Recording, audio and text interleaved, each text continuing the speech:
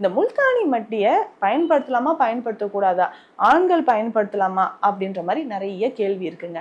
இதை எப்படி நம்ம யூஸ் பண்ணலாம் அப்படின்னா, நம்ம முகத்துல நிறைய பேருக்கு இந்த ஆயிலி ஸ்கின் இருக்கும் இல்லைங்களா, அவங்க யூஸ் பண்ணலாம்.